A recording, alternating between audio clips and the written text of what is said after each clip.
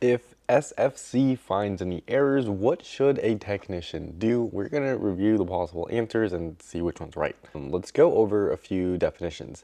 SFC is System File Check. That's what that means. DISM, it's a bit of a longer one. It's a Deployment, Image Servicing, and Management.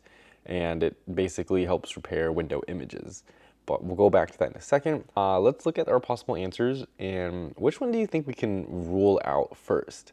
I'm going to look at run format. If we are going to format something, we're essentially erasing everything and starting over. That's not what we want to do here, so we're not going to do that.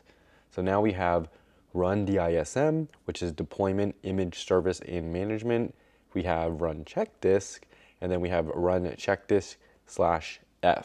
If SFC, which is our system file checker, finds any errors, we need to proceed to the next step. And the next step is going to be to run the DISM, which again, deployment, image, servicing, and management, and this will repair the window image that the file checker found an error on.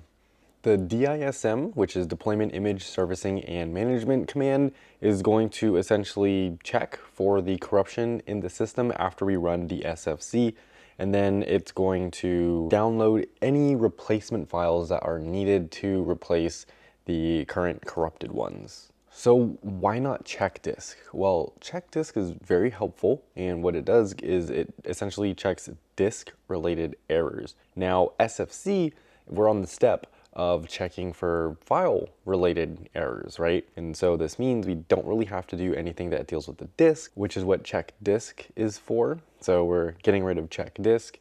We're not doing check disk or check disk -F. So the only thing left to do would be to run DISM. That would be the perfect next step, and that's going to be the answer for the problem. If SFC finds errors, the technician should run DISM.